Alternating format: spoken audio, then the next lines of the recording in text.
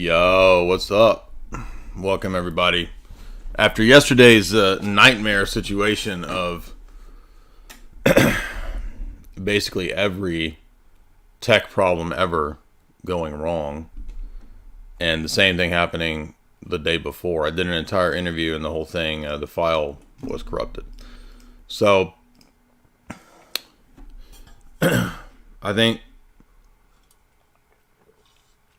I think that there's boomer vibes coming off of me that's affecting the electromagnetic frequencies of the tech. So then what ended up happening when I tried to just say, screw it all to heck and have a goofy live stream, then it turns out one of these companies that basically claims everything is copyrighted, which is not, basically shut down. I mean, it's automatic. It's algorithmic. Shut down the whole Ator riffing that we were doing. But I was on a roll. I was having fun with Ator. I thought we was going to knock it out of the park. Anyway, so that got moved to Rockfin. I'll do a part 2 of that soon, hopefully. The full movie, if you guys want to enjoy Ator on Rockfin.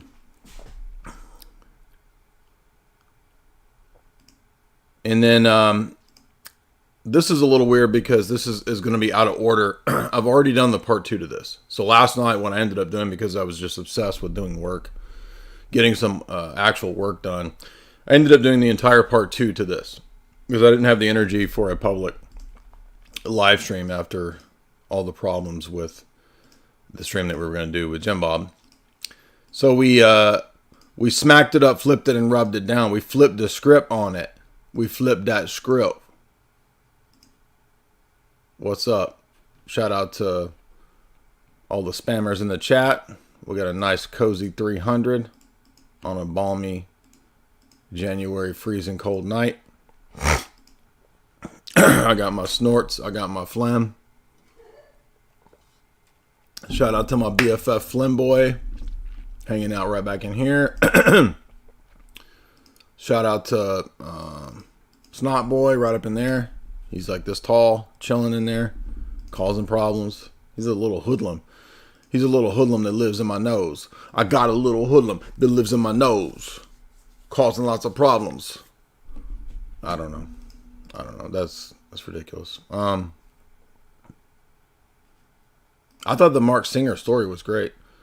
I guess no one on Rockfin cared about that story because Rockfin didn't care for it. And if you get the copyright ding in your video like that, basically the algorithm kills it, so no one sees it.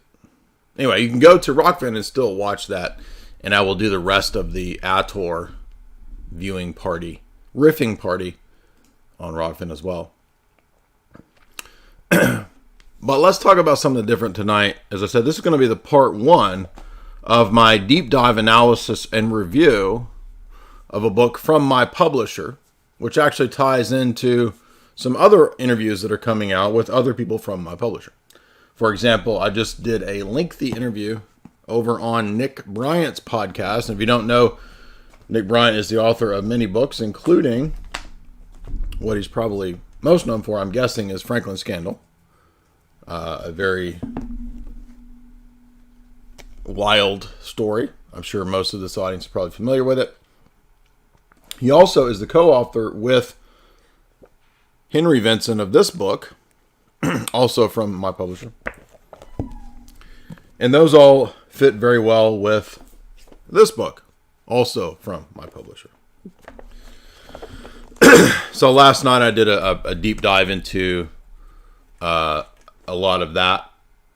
And those books also tie into a great book from my publisher. My book.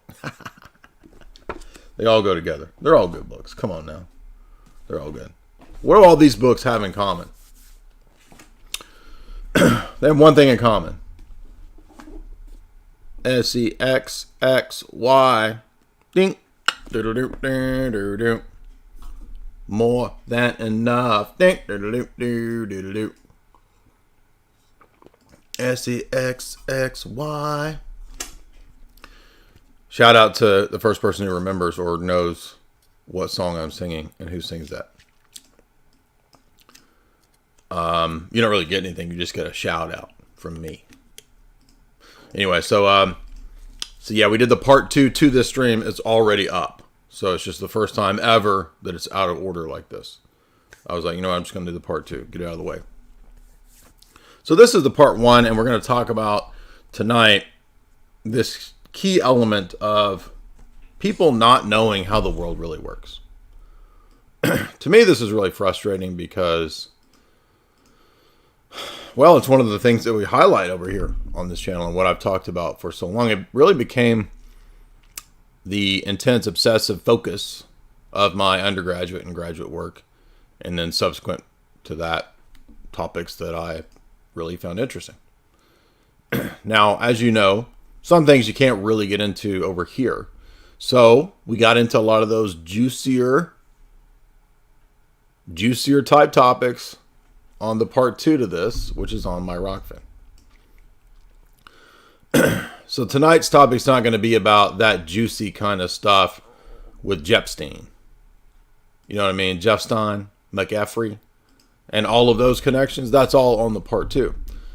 And one thing I noticed in this that collates with a lot of the books that we've lectured through recently was a lot of the connections to the Vatican Bank, Hambros, CIA, BCCI, Iran-Contra, Harvard University, MIT,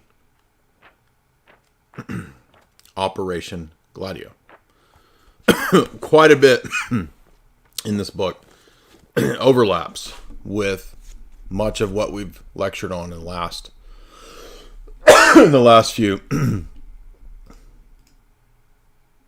in-depth lectures. So the book, again, it reads much like a very technical deep dive. I'm not saying it's a bad book. I'm just saying it's a lot of names, a lot of shell companies, a lot of fronts, a lot of operations. It's a tremendous amount of material to keep up with. And we saw the same thing in the Operation Gladio book, right, of Williams. I mean, it was just, dozens of shell companies, dozens. And to me, it's crazy. It's like, how do these people even keep up with this? I mean, I do a lot of things. Run a lot of live streams and podcasts and do a lot of live events and traveling and going on other people's podcasts. And I mean, I can't keep up with half of what I do. How do these people keep up with running gigantic Ponzi schemes with like 50 shell corporations? For example, Robert Maxwell had even the investigators were talking about how like this vast empire of all of these shell companies and businesses, it was something like 100, some crazy number, right? Anyway, in the part 1, or in the part 2 that I've already done, I go pretty deep into the history of Maxwell. As you guys know, we did a really in-depth interview with Mark Hackard on Robert Maxwell. But today we want to back it up a little bit. Back it up.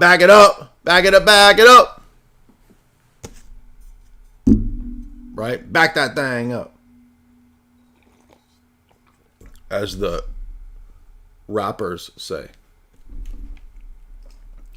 Because tonight we are still talking about the SEXXY. Why are we talking about that? Isn't that lewd and vulgar? Well, I'm sorry, children, but we live in a world where adult things happen. And the world doesn't run on cartoon characters like most of you think. Most of y'all think that it's like a cartoon and what's that, Schoolhouse Rock? Like, so you think it's like that, like you vote on a bill and you vote for the president, and no. That's all the front, dude. The way the world really works is that powerful people exercise power through every means at their disposal, and typically it falls under the categories of mice. I don't mean them little furry boys.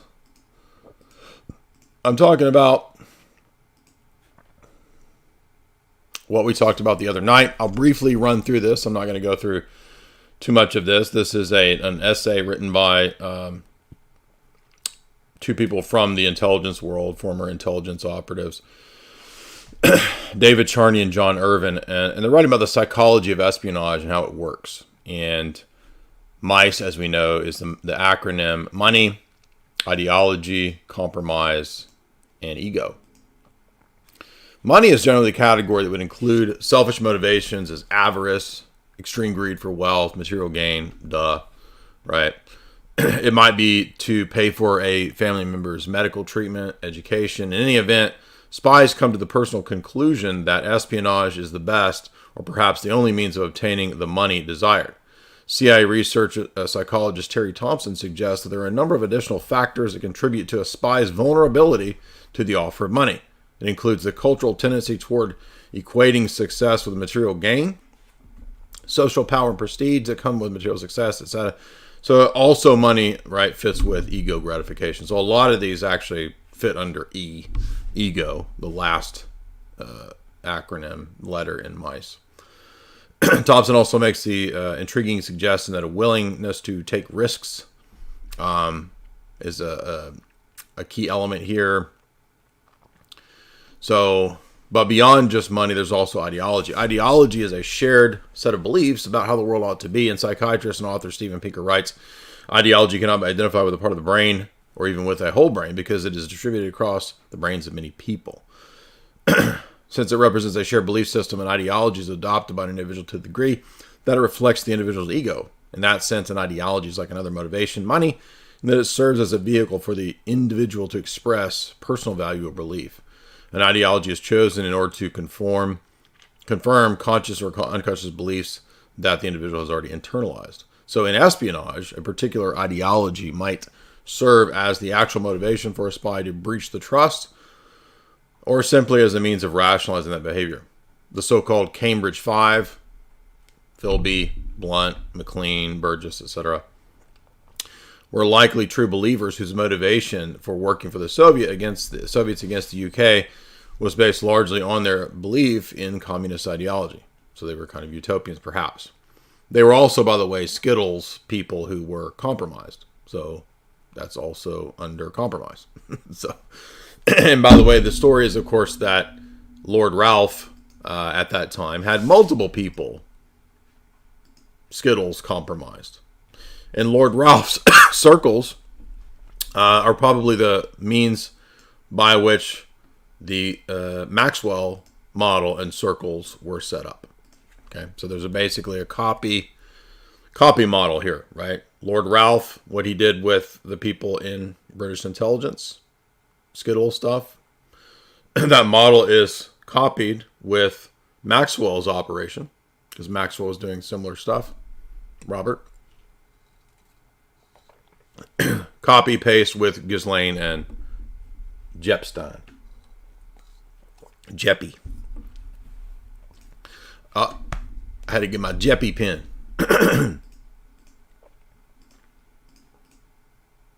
By the way, if you do want to support the show, you can do so via Streamlabs.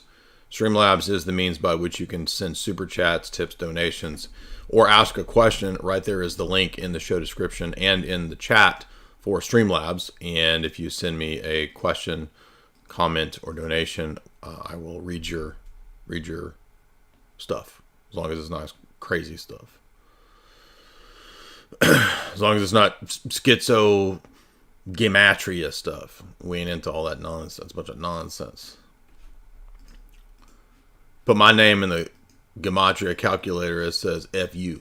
How's that? Jamie's in there laughing.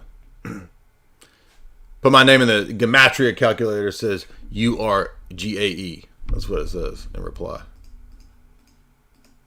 So that right there is pretty much the strongest proof against gematria. You put my name in there and it tells you to get off of this stupid fake and gray nonsense, dummy. Compromise. C. Dropping them C pills. Got a little bit of that. A little bit of that C dirt. Dropping that C dirt on my boys over there at the massage parlor. Right? The massage parlor. And we're going to be talking about a little bit of that in this awesome 1990. Look at this 90s cover on this awesome book. I mean, this looks like a damn CNC Music Factory video, right? The cover of this book. And it's like, look, see these letters? Doesn't that tell you that it's SEXXY? You even got this chick who looks like, I don't know, she looks like the chick singing in the Enigma song, right? The Sadness or something. Look at that. Wow. We know there's something going down with all that hot drippage and steam coming off of that cover. Like a sweaty cover. But there's a funny little chapter I'll read you guys here in a second about Nippon.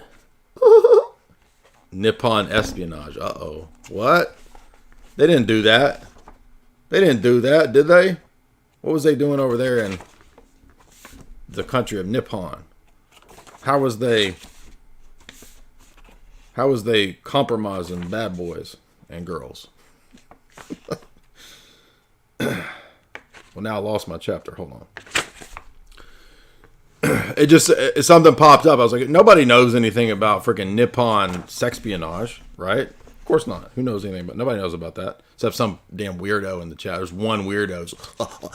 I actually know a lot about this, and it ties into the history of anime. Right? That one dude is over there being like, "Oh, I don't actually know more than Dyer about this stuff." There's a chapter on Japanese Nippon sexpionage that I thought was interesting. It's a little short chapter. Now I can't find it. I thought y'all would get a kick out of this. Right? It's like, I don't know, tickling people with samurai swords or something. I don't know what you do, what you do in this kind of stuff, but there's a whole freaking chapter on. So here's bordellos and British intelligence. Okay, that's no shocker. The perfidious Albion. We were not surprised about them. But where is the Nippon chapter? It had a funny story about a. Dang it. Let's see if there's an index, because I've lost my place. Oh, Bob Hope comes up in this. That's not a surprise. By the way, this is not a conspiracy book. This is just like a normal, run-of-the-mill history book. Before you try to call me out, this is a conspiracy book. Japan. So they have an index of names and not an index of topics. So it's absolutely worthless. Dang it, I had a little story for y'all. We haven't even done story night, have we? The British way of espionage. Bordellos, blackmail, and betrayal. Yeah, it seems to fit well with people coming out of, quote, Britain. This kind of crew. And that's exactly what Donald Bower says in his hype CNC Music Factory cover book here. Gonna make you sweat till you bleed. Is that dope enough? And he paid the price to control the dice. I'm all precise. Don't try to quote no Freedom Williams to me, son. I am Freedom Williams. Look, I got a better ponytail than Freedom Williams ever had. All right, I'm determined to find this section on. Nobody cares about Tiny Mustache Man and his. Yeah, we know Tiny Mustache Man had spies. People, I'm so sick of those. Spies of the Reich. Spies of Tiny Mustache Man. It's like, tell me more about the aliens on the History Channel, please. Atomic secrets. Did you know that the stealing of the atomic secrets connected to sexpionage? United Nations Love Nest. Actually, that's a story. Tokyo, is this it? Tokyo Rose, Agent Seductress. Nippon. German espionage. That's not it. Israeli intelligence. Sex spies. There's a chapter on that. That we will talk about that in the part 2. So the part 2, which has already been done, talks about some of that. Again, this is mainline history. These aren't conspiracy books. Perfumo Affair. We did a whole talk on Perfumo Affair on this channel. Christine Keeler. How that tied into the Soviet GRU, dude. But I can't find my Nippon story. Maybe it's earlier in the book. Thank you for your patience. You're all being very patient. But we're not getting a lot of money tonight. So where's all the monetary supporters out here? This is an educational channel like none other. No one else, I can guarantee you this right now, ain't nobody on YouTube right now talking about Nippon blackmail. That ain't happening, is it? No. So, Chibamato. We are drinking sugar water. Na, na, na, na, na. I thought it was in the Bordellos of British chapter, but it's not. It's going to be under CIA love nests. Maybe I should just read that instead, because that's because they always say the West does not engage in sexpionage. Give me a break. Come on, dude. Frickin' Nick Bryant talks about in the Henry Vincent book that very thing with Skittles stuff. Japan. Here we go. Is this it? Yes, this is it. Pleasure Hall. You want to go to Pleasure Hall. You no Havana. You go to Pleasure Hall. No Havana. Shout out to my boys out there. Arthur Lee, shout out. Even though he's Korean, still shout out. Makes no sense. But hey, what's up? That's how it rolls. Y'all see that interview? That was a funny interview. Dude living on the edge of the art world. By the way, his art is pretty badass too, by the way. If you guys would, support the show via Streamlabs. And as we mentioned the compromise section here, I found here's this little Nippon in the world of espionage. Tales of various spy tactics spread eventually to the spread of the islands of Japan, a lost world for 2 centuries. In 1867, Japan had discarded its medieval ways of life. With astonishing energy and culture and civilization, with astonishing energy and intelligence, the Japanese had set up about bringing their culture and civilization to the level of a European power. The determination to modernize, plus the influence of state Shintoism, included catching up to the field of espionage. William Stieber was recruited, and he established the Hall of Pleasurable Delights in Hankow, China. This is China. The Hall of Pleasurable Delight. Hall of Pleasurable Delight.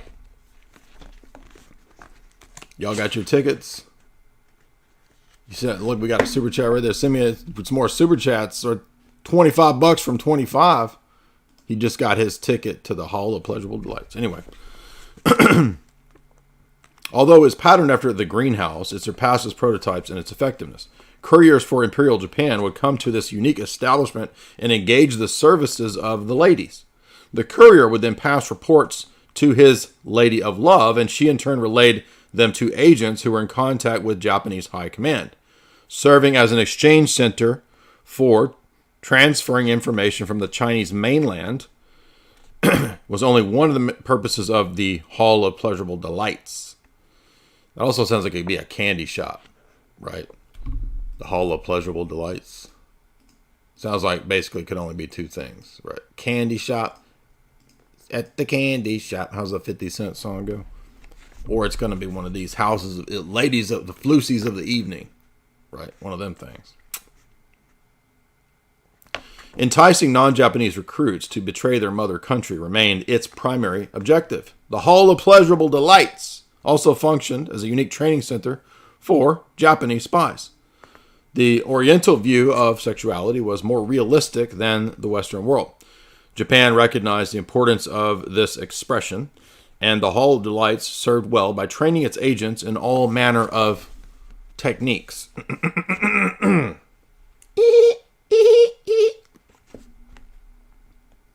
Western powers, however, declared the SCX operations to be forbidden to agents when on missions. Japanese agents, however, were not only permitted to participate in enjoyable escapades, but they were taught to use this in all forms as an essential form of espionage weaponry. Assembled under the roof of the Hall of the Pleasurable Delights,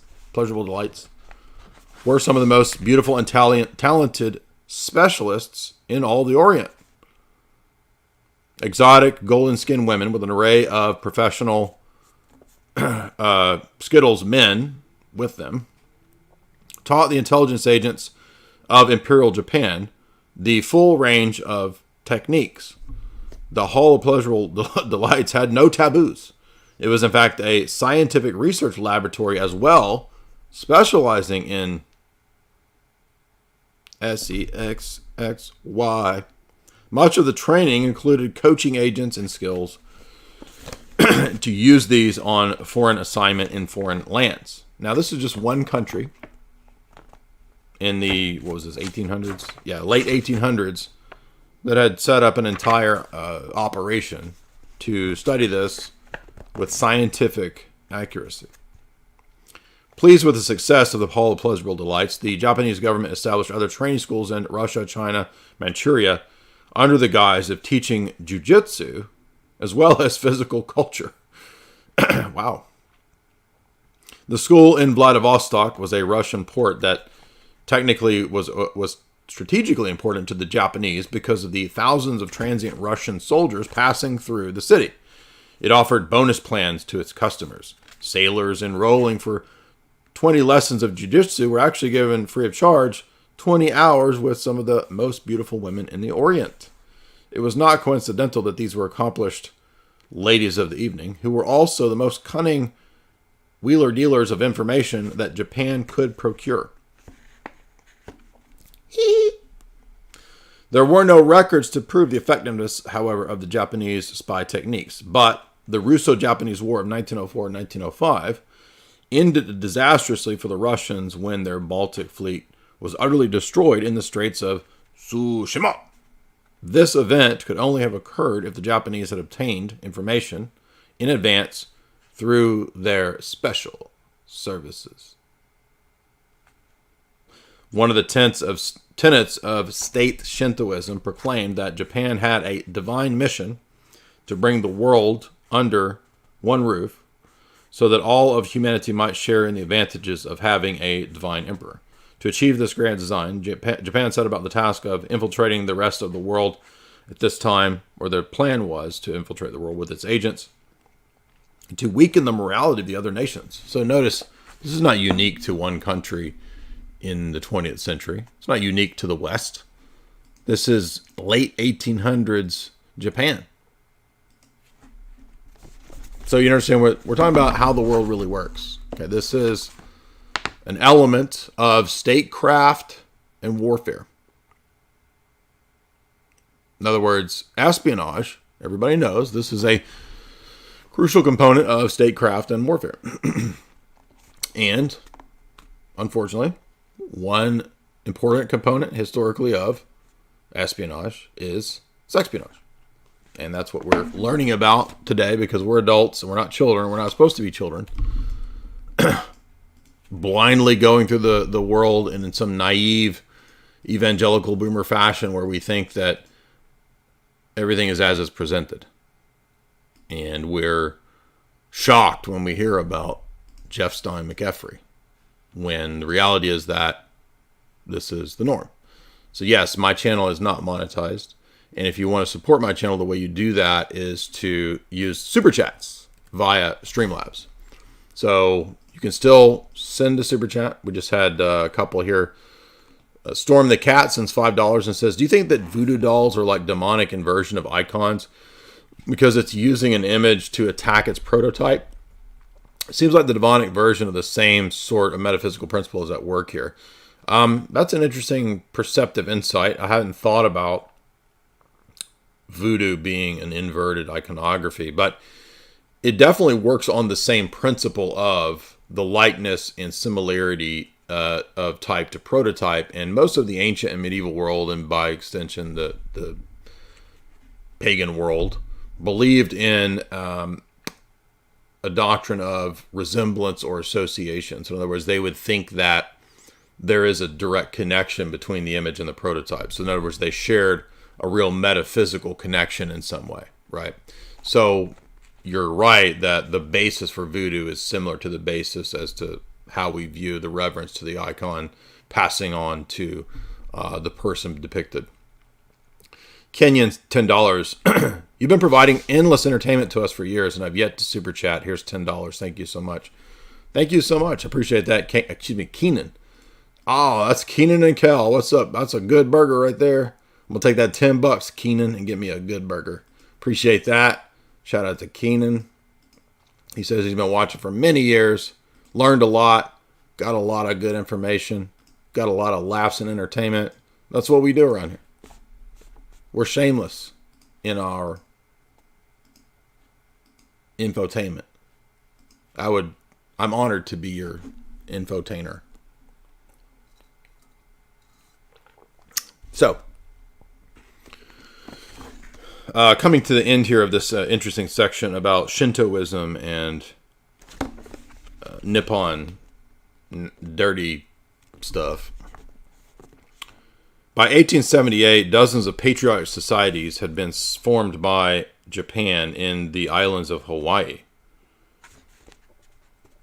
by Japanese nationals. These secret groups had names that were exotic or symbolic, and sometimes even boastful.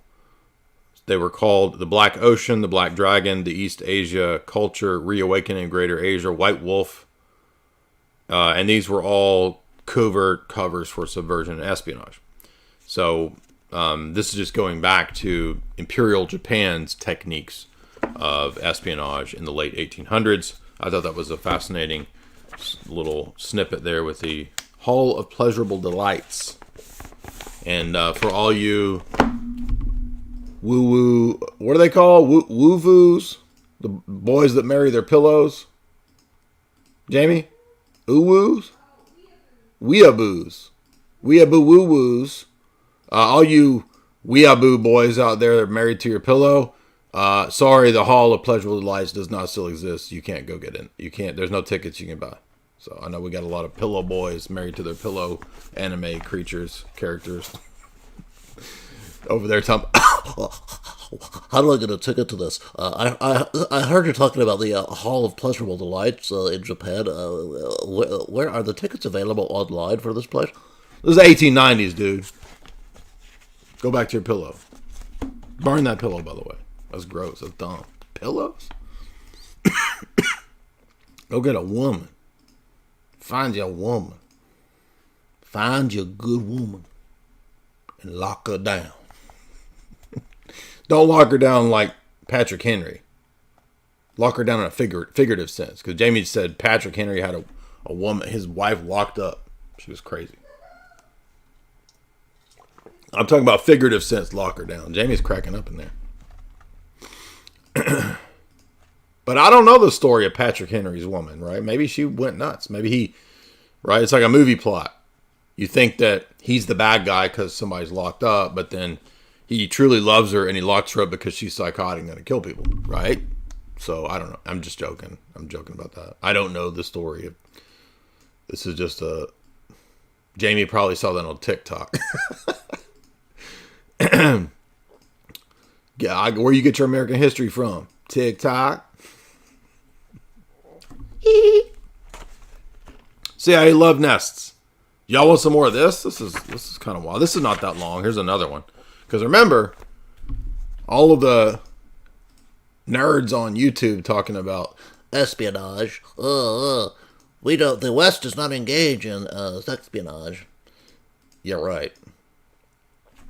Well, the West doesn't engage in that. CIA love nests.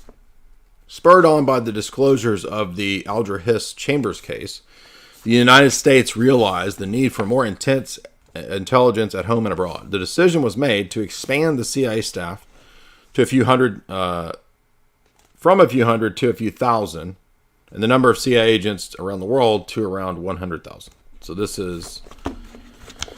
Let me see when he wrote this book. So he's talking about this in 1990. No wonder it's got a CNC Music Factory. It's a 1990 book. So he's talking about in the 80s and 90s. The CIA is controlled directly under the National Security Council, which answers to the president. Yeah, right. Directives are issued under the authority of the National Security Act of 1947, providing that the CIA is empowered to perform and benefit existing intelligence agencies, blah, blah, blah, to safeguard America, blah, blah, blah. Western powers, unlike the Soviets, hesitate to utilize these activities as part of their active intelligence gathering. Instead, it is used as a defensive weapon, supplying women to VIPs and others when needed to protect visiting statesmen from the risk of blackmail. Wait, what? So, in order to protect statesmen, they provide the hose. That seems to be what he's saying here. But I don't. By the way, I don't believe this. There's evidence, however, that the CIA has made use of sexpionage, at least during the Nixon administration. Now, this is interesting because we just did a interview with an individual who was involved in the Nixon campaign. If you go to my Twitter, you can see that interview. Now, I was going to put that on here. However, I don't think that that will actually really be tolerated on YouTube. So, if you do want to watch that interview, it's right here. And this person knew quite a bit about the Nixon administration and all of those inner deep events of that time period. So you can go watch that interview there if you want to. But let's see what this guy says about this Nixon period. He says, according to columnist Jack Anderson, the CIA had established a series of love nests in the luxury apartments of the various cities around the United States. The Office of Security works closely with the state and local officials in each field office. Files are kept listing men and women who can be used to entertain the CIA's visitors. In Washington, agents checked regularly with the deputy of the police department, Roy Blick, in charge of the SEX squad, routinely examining records of prostitutes, pervs, and miscreants. More important than providing entertainment for the guests, the CIA maintained various safe houses and apartments that were not traceable to the intelligence agency in several American cities, such as New York and San Francisco. These were frequently garish facilities with various oil paintings that included two-way mirrors, microphones, and surveillance. Where have we heard of that? Seems like quite a few stories about this kind of stuff. Right? Now, we're learning how the world really works here as adult people. We're not cartoon-minded children thinking that everything is as it appears. Right? You guys follow me? And by the way, if you want to support the show, you can do so via the Super Chats function.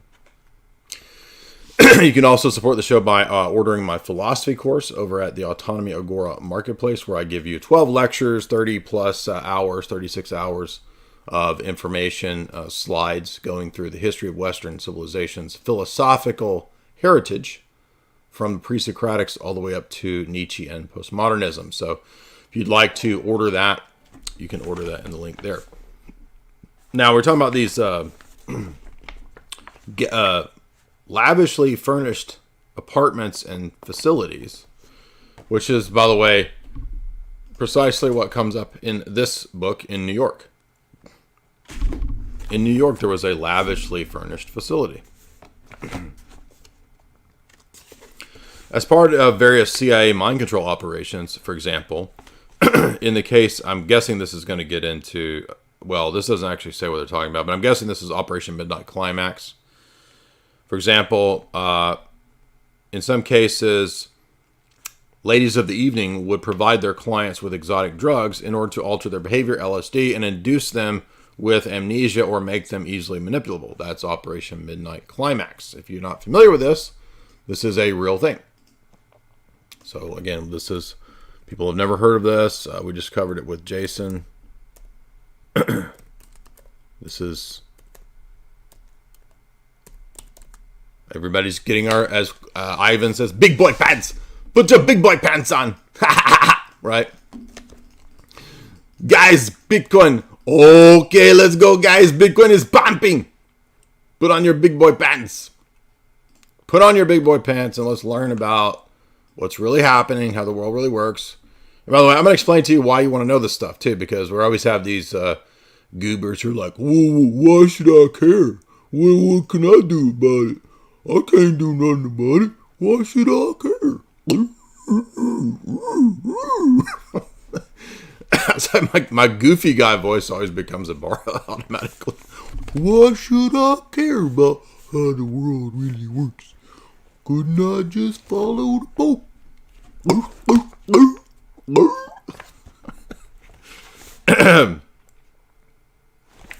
So he's talking about Operation Midnight Climax. He doesn't name it, but that's what he's talking about. Was a sub-project of MKUltra, the mind control research program from the 1950s, established in 1954 by Sidney Gottlieb under the Federal Bureau of Narcotics. George Hunter White, under the pseudonym of Morgan Hall. Sidney Gottlieb was a chemist who was chief of the chemical division of the Office of Technical Services of the CIA. Gottlieb based his plan for Project MKUltra and Operation Midnight Climax off of interrogation methods and research under Project Artichoke. So, Midnight Climax started in 1954 as a web of CIA-run safe houses in San Francisco and New York and Mill Valley, California. But the safe houses were dramatically scaled back following a report by CIA Inspector John Ehrman, supposedly. The San Francisco safe house was closed in 1965. And, well, this isn't actually saying... Oh, here we go. So, Operation Midnight Climax was in order to study the effects of LSD on non-consenting individuals.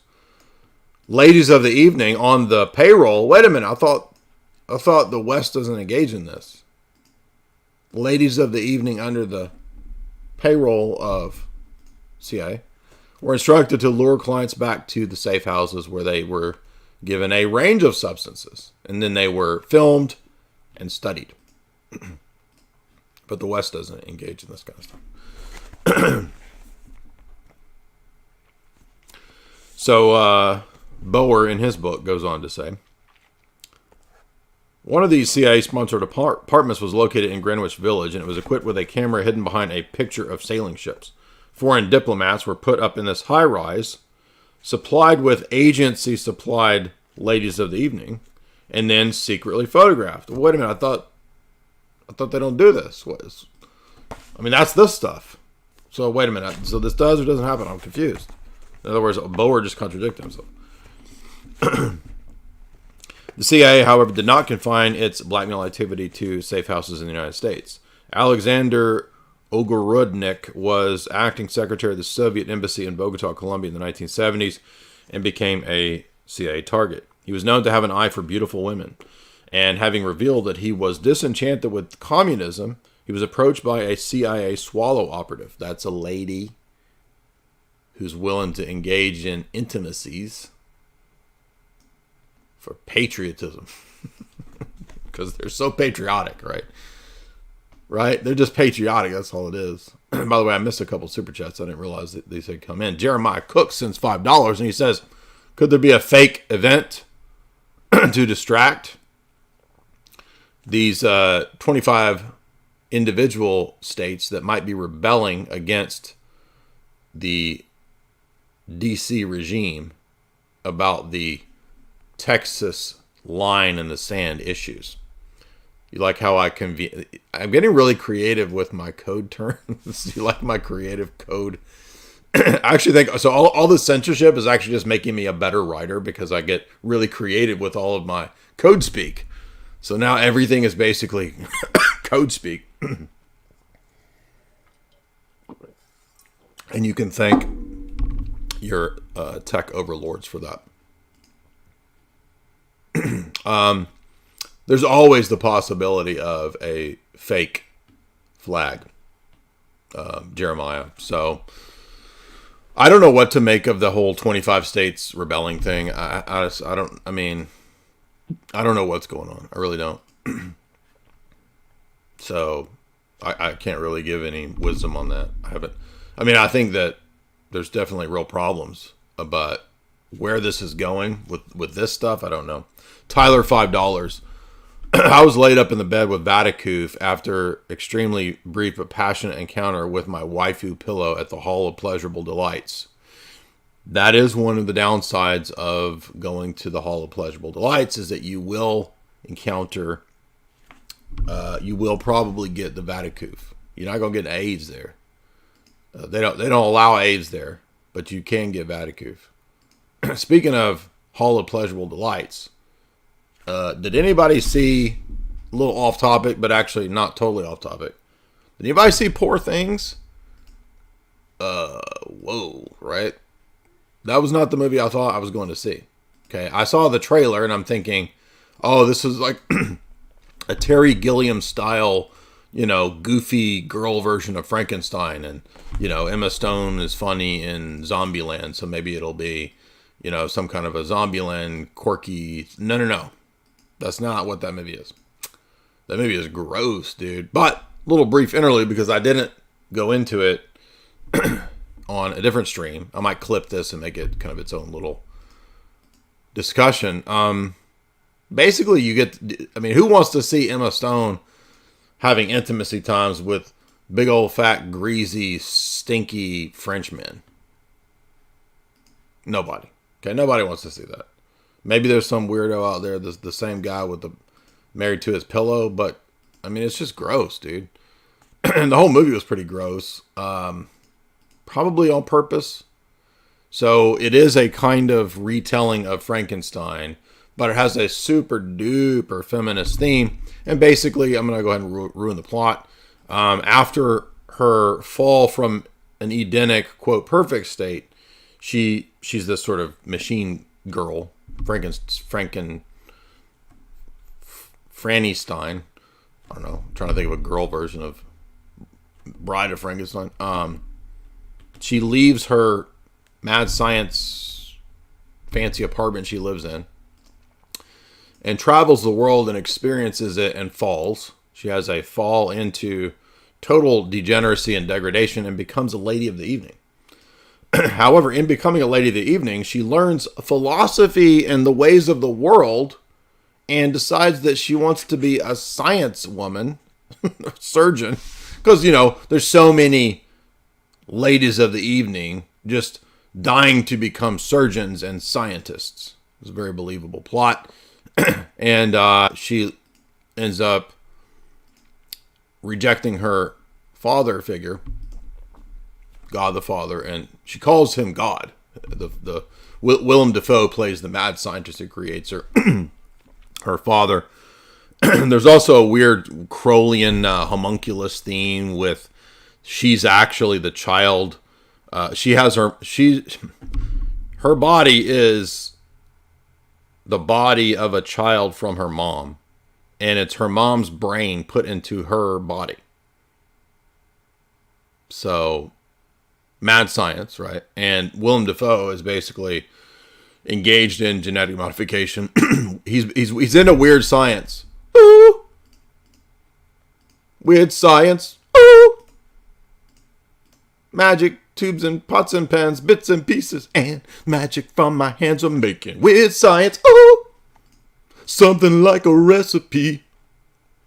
It's my creation. Is it real? It's my creation. I do not know. There you go. A little bit of what's that Creepenstein's name? Danny Elfman, a little bit of Creepenstein, Danny Elfman there, right?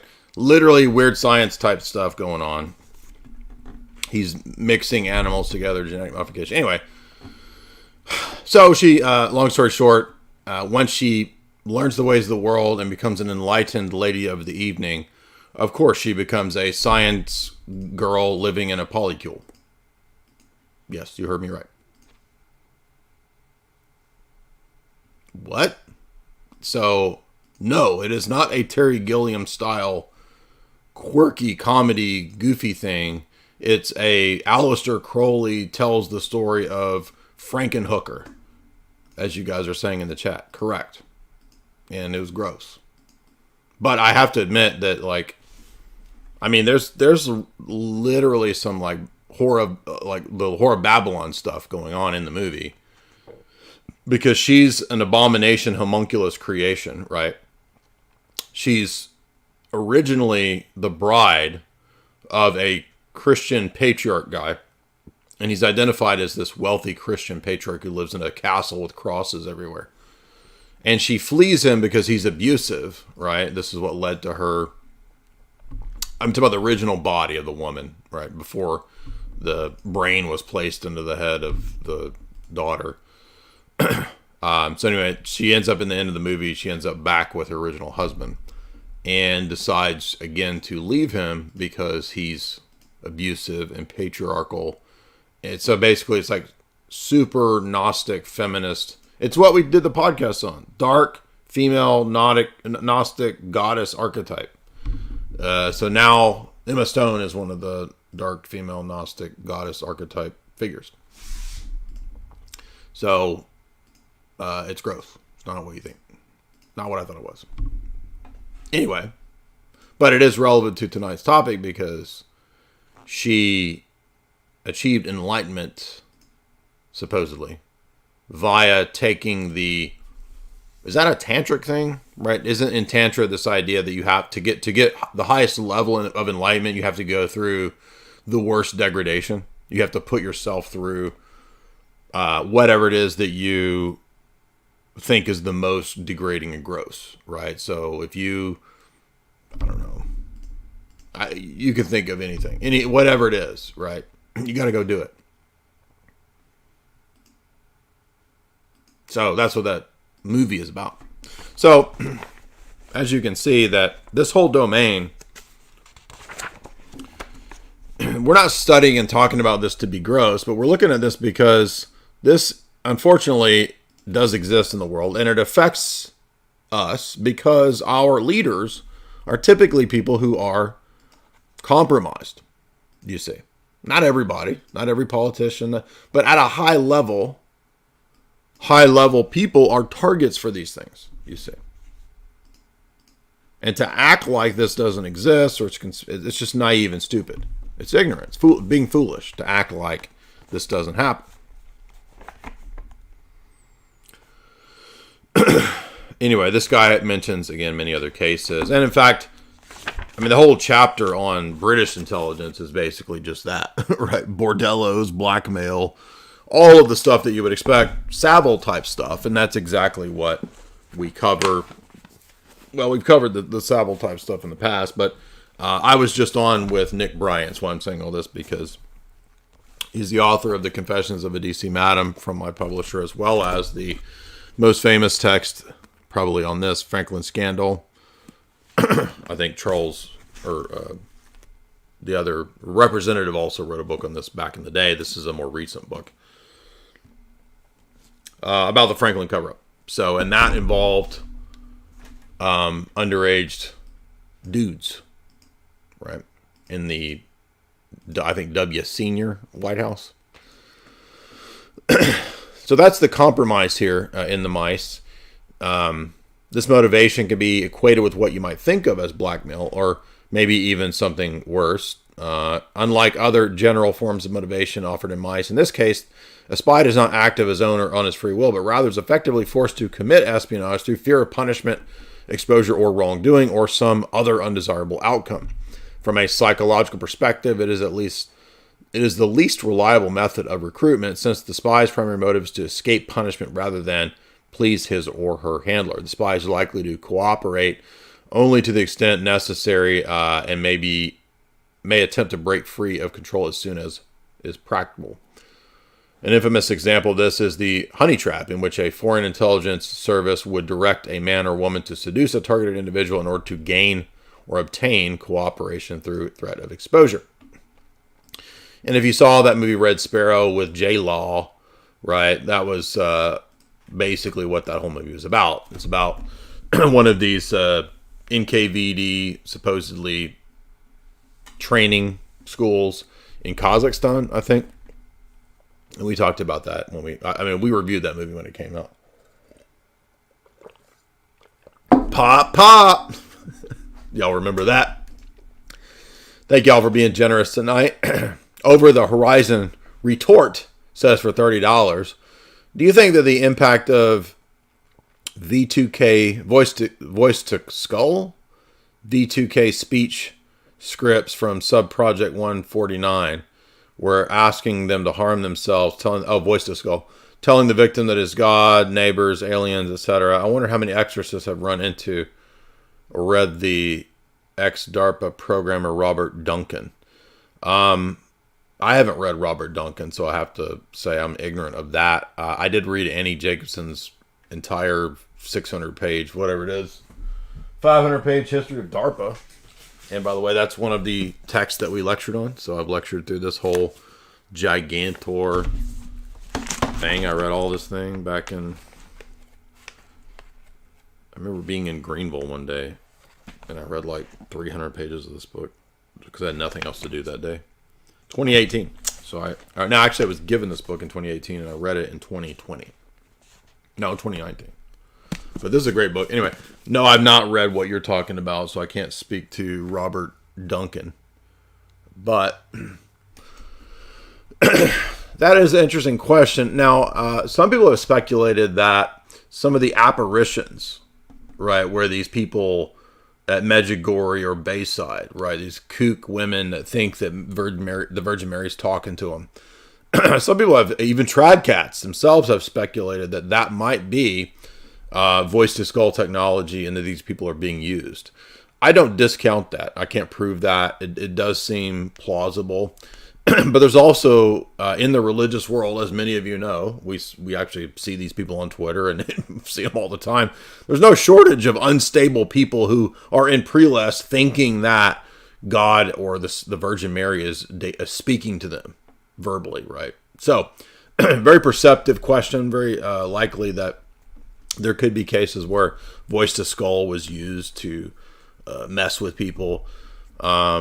But if you remember, we did a whole breakdown of Bayside and that whole phenomenon directly tied to weird, CIA anti-communist operations.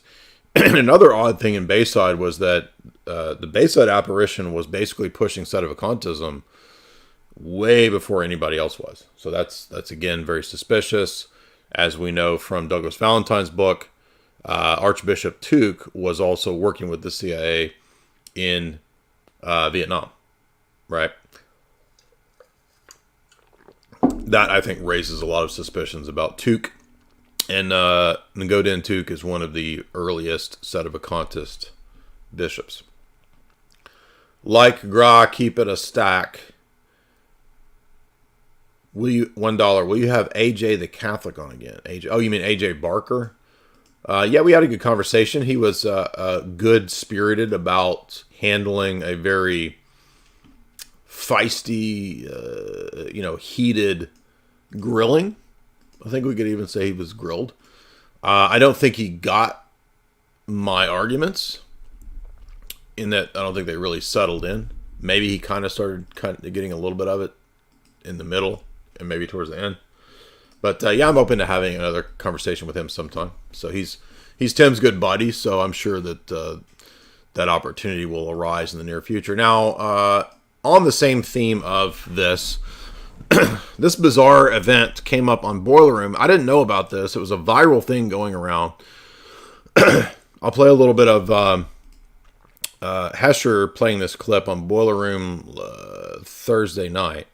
Okay, so basically, if you didn't see this, and this is going to be a test for you guys in the audience, because I could tell pretty quickly what was going on here. But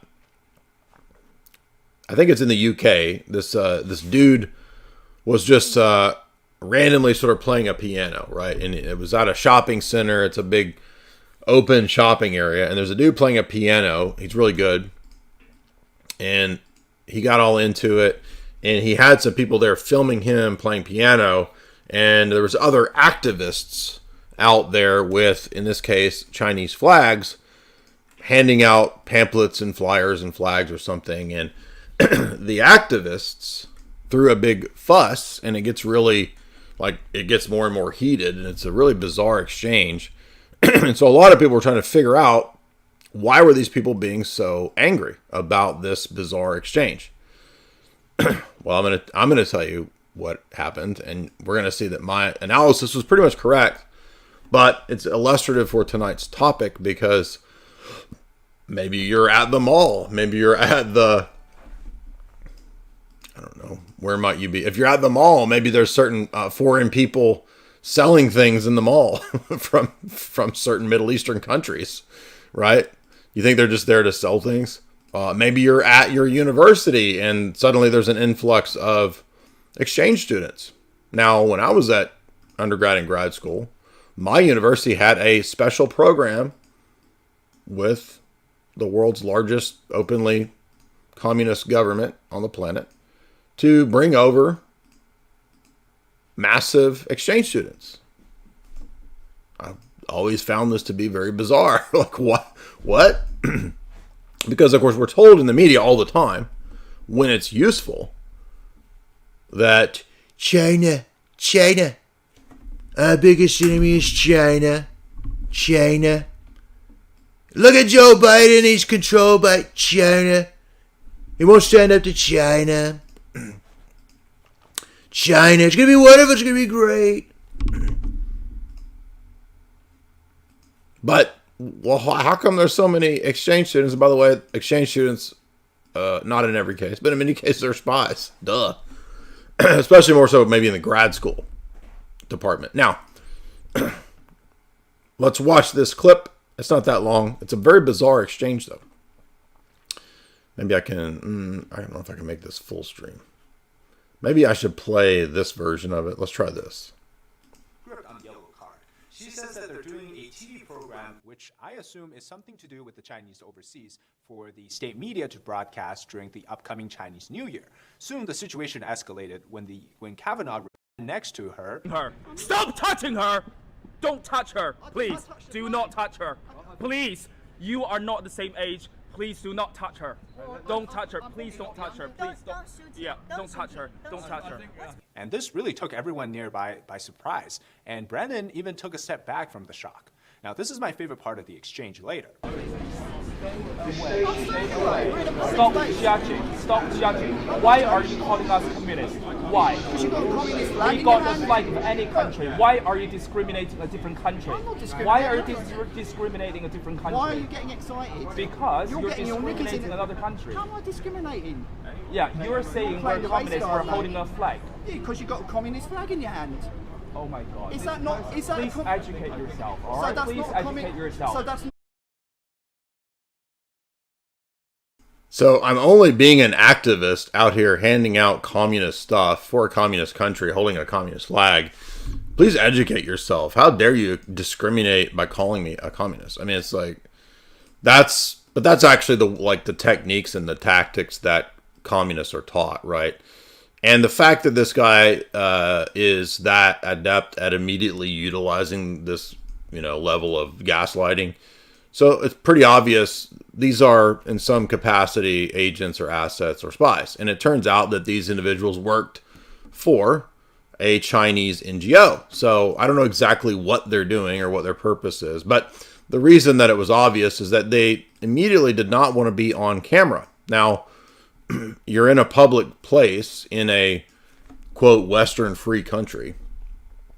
You don't have the ability to, in a lot of cases, depending upon the laws, right, to typically say that somebody can't film you, right? Usually in Western countries, unless there's certain restrictions in a city or at a certain corporate location, right? Again, I'm not a lawyer, shocker, right? But the basic principle is that you can be filmed unless there is some restriction about the property that you're on. So if it's a public venue, typically you can be filmed. But they didn't want to be filmed because, again, they're probably spies. It's like or in some capacity, assets or agents working for China. And that's actually that perfectly explains this whole event and why they're being so unruly. Now, the whole exchange is pretty wild because it goes from 0 to 100 in no time. But it's all pretty ridiculous. And it's like, well,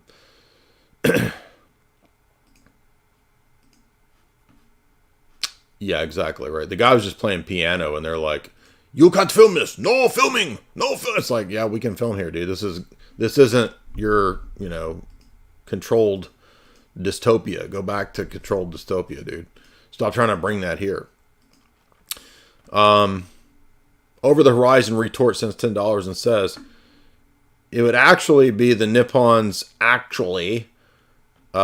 spook autist that you joked about. You should read Richard Deacon. He was an ex-UK spook who wrote extensively with perspective on Russia and Japan and the Kemper tie.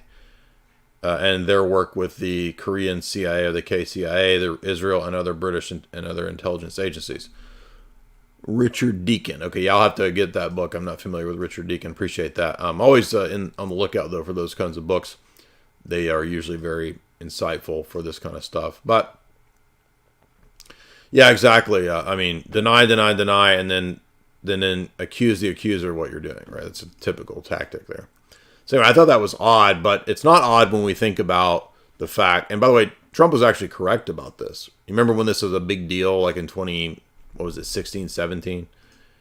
Yeah, because of course an exchange student is a great cover, right?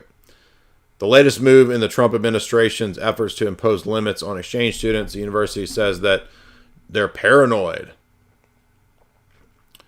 Well, we kind of know that our present leader is pretty closely under the thumb of certain, but particularly his son, of certain governments. We've seen a few famous Democratic politicians be outed as having drivers and aides that worked for foreign countries.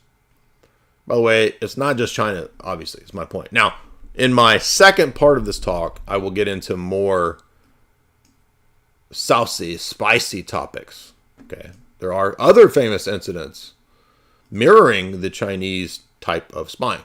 But for whatever we think of Trump, maybe you like him, maybe you don't. This is true. Okay, yeah, of course, other countries do this, but it's not just China, and it's not mainly Russia, right? They focus on those two. There's another country that engages in quite a bit of this, which they don't talk about. But anyway, part 2, we get into some of those spicy topics for the members. Now let's see if there's anything else that I had. Let's see if I can find. That's the same guy.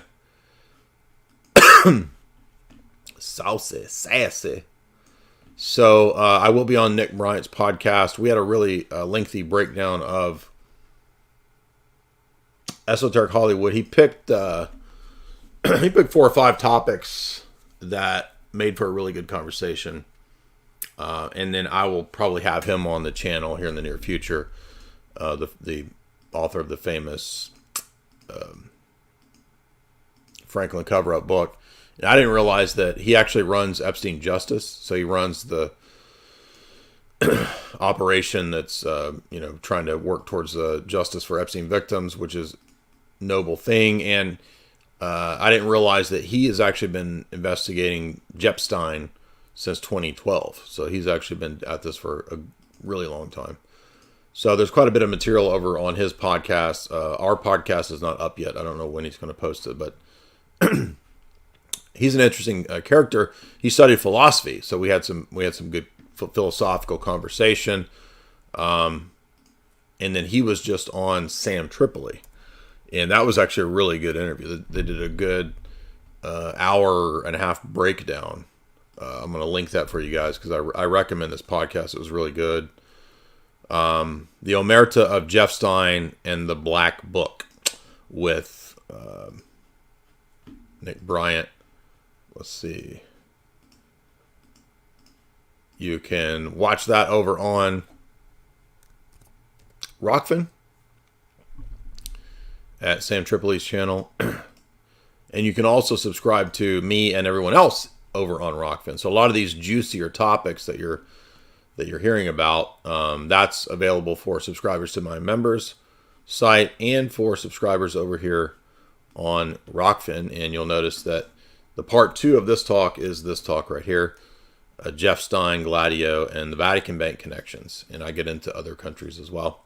So you can watch that over at Rockfin. And we'll close it out here. We're going to talk about, after the honey trap, ego. Of course, ego could be considered, as they say, the all-inclusive category of mice, since an individual's opinion of him or herself and the effort he or she puts into enhancing or defending that opinion is a fundamental in their decision-making. Levchenko's use of the term was more focused and meant to highlight the potential spy's desire for challenge, adventure, and excitement. Later efforts went beyond mice and would identify personality traits such as narcissism or attitudes of an employee disgruntlement, right? So, oh, I'm mad at my boss. Well, if you're mad at your boss, the Russians are coming to subvert you and trap you. So, by the way, if you're a dude out there and you can't get a girlfriend, try getting really mad at your boss, and then maybe the Russians will send you a babe to blackmail you. So, that's all. Maybe that's like a last-ditched effort for some of you nerdy boys that can't get a girlfriend. Try getting mad at your boss, and maybe you'll get a swallow. Maybe J-Law will come from Kazakhstan, and she'll flirt with you. I'm just joking. In fact, with the exception of coercion, all the mice categories actually fall under ego, inasmuch as money and ideology are vehicles for the expression of ego. While it's still popular and often cited, mice is of somewhat limited value for predicting who will or will not commit espionage. So this is just basically the kind of the basics of how control is exerted through the realm of espionage in terms of targeting, picking, and recruiting of potential operatives, agents, targets, spies, etc. So hopefully that's helpful. That's a little more of an academic treatment of mice than the other list that we had the other day by that guy who was a former spy and wrote a blog. That one was it was all right, but this one was a little more academic. And you see that it fits into how the world really works because this is an arm of statecraft. And although it is surprising as we learn that this is how things really work, it can be depressing. It can be kind of potentially blackpilling. You might feel like, oh, well, there's no hope. Oh, what does it matter? We can't do anything about it. That's not true. We can learn this and then begin to operate knowing and having this information in our arsenal. So then we don't fall for the same old types of tricks. AC, shout out to AC, since $10 and he said $10 and says, are we all going to be Ned Flanders in prison in the meme after the second half on Rockfin? I don't say anything that Whitney Webb hasn't talked about. I'll put it that way. So, I don't think so. But so what's the use of knowing this kind of stuff? Because this is the kind of question I get asked all the time. Well, that's a good question. Maybe we shouldn't know this stuff. Maybe we should just be kind of blind goobers going about our lives, believing the cartoon reality that we're presented with. I don't think you guys are goobers, and so we'll talk about some of the reasons and some of the techniques, the reasons why we want to know this, and some of the ways to fight against this kind of stuff, because it seems kind of high level. It seems like, well, there's nothing I can do about that. No, there is, actually, because this kind of stuff is crucial for understanding the things that, like, for example, how the coup happened. For example, a lot of people, I guarantee you, who went along with coup, well, they might have had compromise information on them. I'm talking about high-level political people, right? Maybe that's why they went along with it, right? So if we start to understand the mechanics of how the fallen world system works in terms of the control mechanisms, then we can avoid being duped by various scams, various tricks, various phonies, and we won't fall for those things. We won't invest our time and energy into things that are not worth investing our time and energy into. That does not mean that you should give up and invest no time and energy. But before that, there's something really important I have to tell you guys.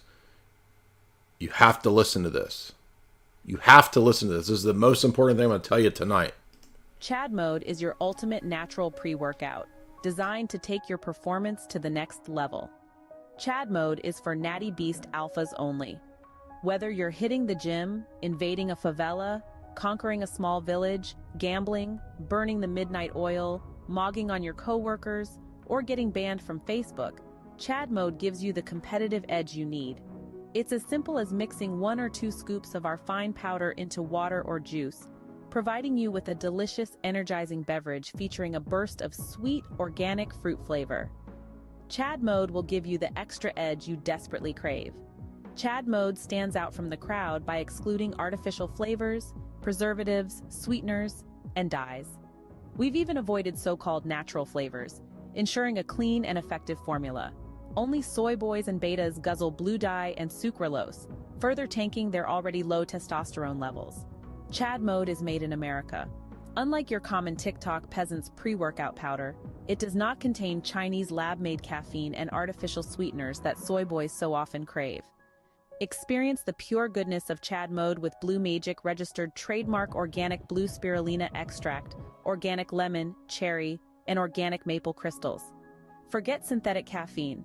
Embrace the natural power of organic green coffee bean extract.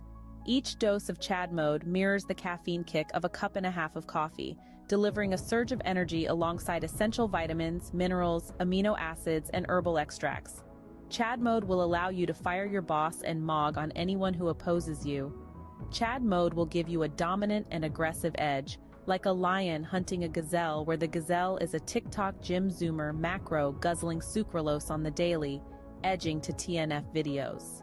Whether you're seeking a high-potency, junk-free pre-workout or a better way to kickstart your day, Chad mode has you covered. It's not just for men. Chad mode is a solution for anyone ready to conquer their fitness and life goals, dominate their coworkers, and aggressively gamble their life savings. Don't miss out. Secure your supply of Chad mode on TikTok Shop with a limited time massive discount.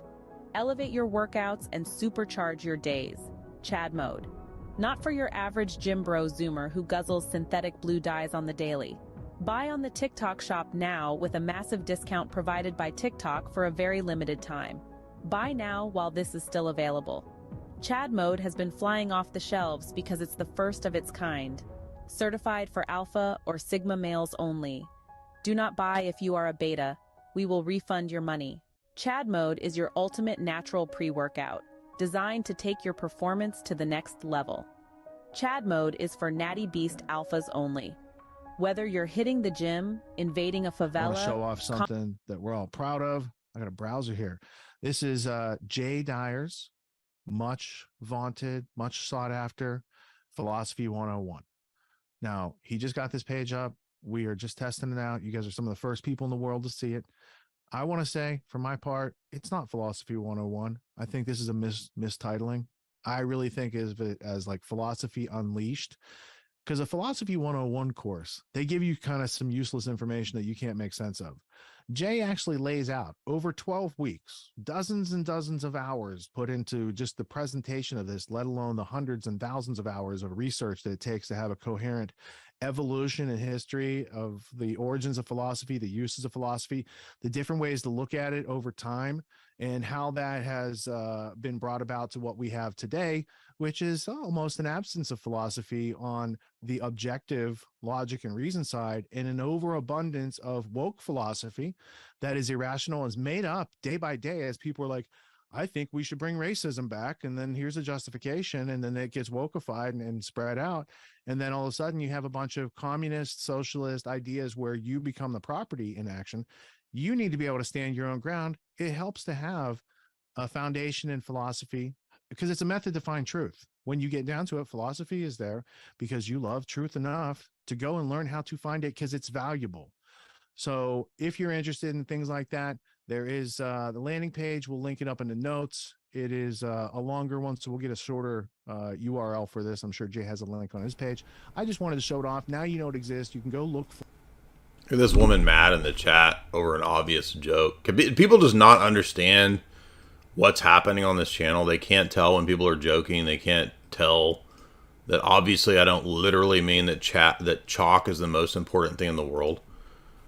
It's obviously a joke. I'm like, come on. What is wrong with people? Seriously, like people just can't they're just out to lunch, dude. They just have no idea what's going on. I just gave you a 2-hour freaking lecture on something, or hour and a half lecture on something that is pretty important. And you can't even tell or sense that I'm making a joke. Anyway, what I was going to say about why this stuff matters is, if you think back to the 2000s, and I can remember at that time, my experience in the so-called conspiracy world was, first getting into understanding stuff that Lord Voldemort talked about with the history of Skull and Bones and Bohemian Grove and that kind of stuff.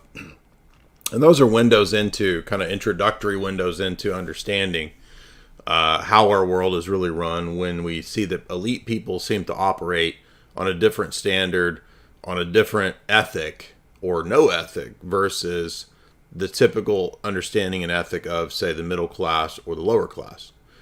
And that's a theme that you find in history and in literature that pops up.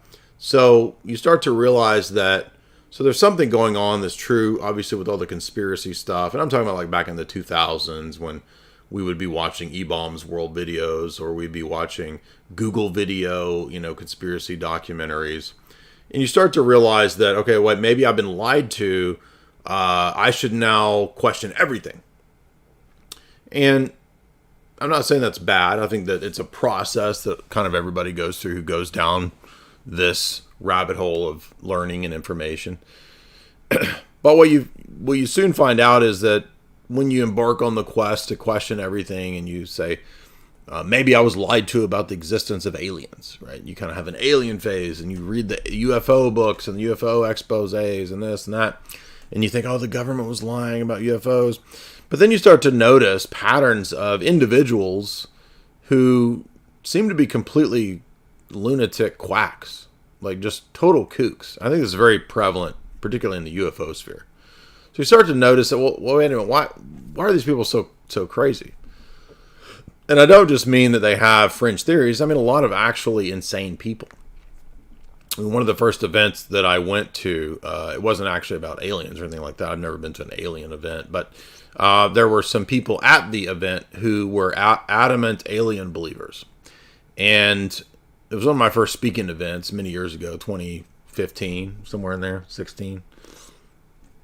And I came to speak on movies, and there were people in the audience that were like, get to the aliens. And I'm like, I don't talk about aliens. What are you talking? Well, I'm not here for aliens, dude. Sorry. You got probably 10 other speakers that can fulfill your lust for dumb alien stories. And they were fulfilled. I'm sure there was the whole crowd of boomer alien conspiracy theory men there. Anyway, you start to realize that, okay, a lot of this stuff is just BS, okay, in the conspiracy world. And then you notice that, a lot of the conspiracy world goes off into just really crazy alternative history theories and stuff that's just outlandish, made up nonsense, right? Basically science fiction stuff. And then you realize that a lot of that stuff is also, I'm not talking about anybody in particular, I'm just speaking in generalities here about the flow and the movement of various schools of thought, various ideologies in the history of alternative media or online sphere stuff.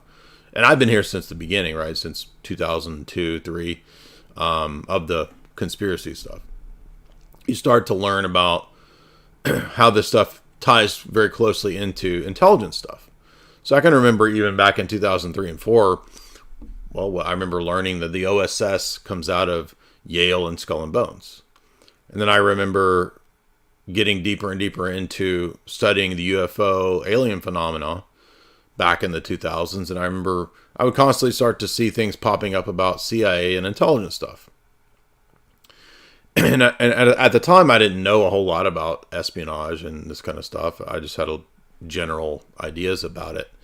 And then I noticed, a lot of stuff about Hollywood tying into intelligence agencies and that kind of stuff and espionage. And so you start to notice, if you're into these things, you start to notice certain patterns and commonalities and recurring things. And so then you say, well, maybe there's something more to this intelligence side of it, because espionage seems to factor pretty heavily into a lot of alternative media and conspiracy, quote unquote, information.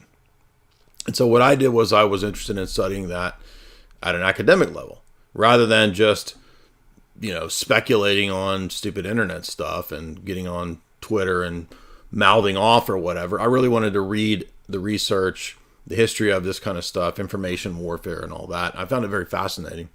And then, lo and behold, you find out that yes, a lot of alternative information can be misinformation and disinformation. And in fact, the establishment itself has in many cases promoted certain conspiracy theories. Now, the system doesn't promote every conspiracy theory. Particularly, it promotes the ones that are dumb, that are misdirection, that are outlandish. And so we're at this phase now, and it happens a lot quicker. That's one thing that's a positive to this, is that nowadays people who get conspiracy awakened, or they get red-pilled in the classic sense of red-pilled, like the Matrix sense, not the sense of how it's been turned into Andrew Tate's thing, but red-pilled in the sense of understanding how the world really works about this kind of stuff, right? It's a lot quicker for people to put the dots together, because back in 2002, 3, 4, 5, 6, 7, it took a lot longer. It was a slower process of putting the puzzle pieces together to figure out, oh, okay, this is probably what happened on the Big 9 event. Oh, PNAC document. Or, oh, okay, yeah, that makes sense. This. And then then you hear about things like the Cold War. And that's a big, giant, massive thing. And you think, well, that's, I can't read all these millions of Cold War books and all these historians and all these spies. And so, but there's got to be some way to make sense of and explain what's going on there. And what do you know?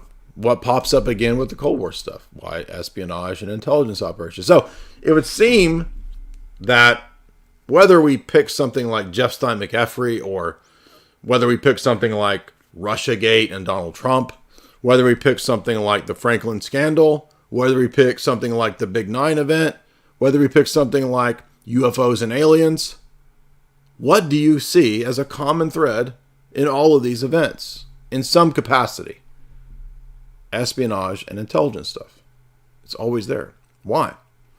Well, I think if you're perceptive and if you get deep into the literature in giant 500, 600 page books which cover the history of intelligence agencies and these kinds of operations, you start to see that the goal and the job of a lot of intelligence agencies is not keeping America safe, but rather crafting and controlling perception of events.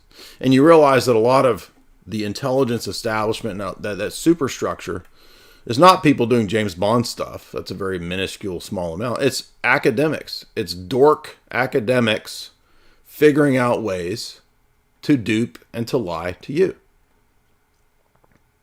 It's Harvard, MIT, Yale, Cambridge, all that kind of stuff. Oxford.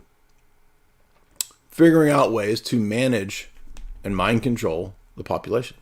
For example, that's why during the coup, Canada utilized Harvard's psychological warfare to convince the public of going along with everything. So you see that had nothing to do with James Bond sleeping with a chick in China to get secrets to save the Queen, right? It had to do with manipulating public opinion and forming consensus. So that's really what a lot of this stuff is actually about. And so in order to escape this, it requires kind of knowing how these things function so that you're not duped by these things. So for example, when I saw the guy interacting with the Chinese nationals waving the flags, doing their activism, obviously they work for some NGO, and obviously that's connected to the Chinese government. That's why they don't want to be on camera. It's obvious. But I think to a lot of people it's not obvious, because You don't have that paradigm from which to read and interpret all of this information. So does that make sense? So tonight we did talk about one side of this, the sexpionage side of it, which is important, but it's not the, it's not the big picture stuff. That's typically powerful people, right? Okay, you're not a targeted individual if you're, living in a van down by the river. Okay, they're not sending Chinese sexy time spies to you, or if you live in an apartment. Okay, this is targeting people like the Black Book, people in the Black Book of this guy. That's who is targeted with that kind of stuff. See, but that's how the compromise happens. So that's why mice is very important, and that's why this is very important for this domain. And it's not just political people. Don't you understand that this kind of compromise, this kind of information? What we just watched Cat Williams saying that he has all the stories, and he's been told all the stories about all the people in the comedy world. So it's not just about government people. Anyway. Over the Horizon Radar V2K, $5. Here are some of the books. One by Robert Duncan about DARPA. Project Soulcatcher, thank you for that. Richard Deacon, Kemper Tie, History, appreciate that. Yeah, I have to buy, I only buy physical books. I don't do PDFs unless it's like the only option. So, but thank you for that. So hopefully we get a good introduction into this domain of something that's very common in history and shouldn't be a shock to anyone who has knowledge of history, that it's not outlandish and in the domain of conspiracy theory and theorizing to talk about something that's normal procedure in statecraft. I'm not saying it's good or virtuous. I'm saying that it's normal procedure in the history of statecraft. And then we start to realize that a lot of our movies and our TV shows and the things that we hear about, like these guys and their history and their background, what's all the same stuff? And what do we find when we delve into this literature? And when I talk to the most famous living gangster, what do we find? Direct connections again to espionage, don't we? I'm talking about the Sammy the Bull interviews. Anyway, hope you guys enjoyed tonight's show. Appreciate it. If you would, give me a like and a share. And tell me below if you think there's good books I should read. I always get good recommendations from you guys. I appreciate Over the Horizon giving me those recommendations about DARPA type stuff. But if you have any good espionage books that you think I should look into, that I should read, I have a lot. I don't have every one. There's a million books on this topic. But thank you guys. And on this topic, I forgot to mention, there's also Mark Hackard has 2 new articles that tie directly into, and the only reason I haven't covered them in the live stream is that I want to get Mark on to do an interview on his new articles, his new translations. One is about KGB, Gladio, and the P2 Lodge. Very relevant. It's going to tie into what we've been talking about with the Williams books, the Gladio stuff. And then the KGB, the Mafia, and the Red Brigades is another translation. So he's got 2 new translations up over at Espionage History Archive. Great site. A lot of excellent historical material there. So go check that out if you want the reference to the intelligence psychology article on mice. Here that is right here. And you can go catch up on those. And hopefully Mark will come on pretty soon and we can get deep into his, particularly this article, The Italian Job, KGB, Gladio, and P2 Lodge. Because although we know a good bit about CIA and P2 in Gladio, we don't know a whole lot about what the KGB view in relationship to that was. We know, of course, that the Aldo Moro incident, they wanted to portray as an operation done by the Red Brigades, but in fact that was actually a CIA operation to frame the Red Brigades, and that does not mean I like communism when I say that. That's just how that operation went. I mean, that'd be like, that's so stupid when people say this kind of stuff. It's like, so every operation of the CIA that was successful, if I talk about it, that means that I liked communists. I mean, it's just so dumb. People are like, listen to him, he's a damn commie. He likes a KGB. KGB doesn't even exist, dummy. What are you talking about? All right. Thank you guys so much. Be sure and follow me over on X. You can follow me right here on Twitter. I'll leave you guys the link. We did a good Boiler Room 2 Thursday. If you missed that, head on over to Twitter and you can scroll down on my page and find Hesher and the Boiler Room that we just did. Grado Motwa. Cheetah Ori. There's my Twitter. Be sure and follow me if you guys haven't. And everybody have a good night. Oh, by the way, the second half of this talk is up. And it's the Jeff Stein Gladio talk that I did. So it's available at Rockfin and for my members at the website.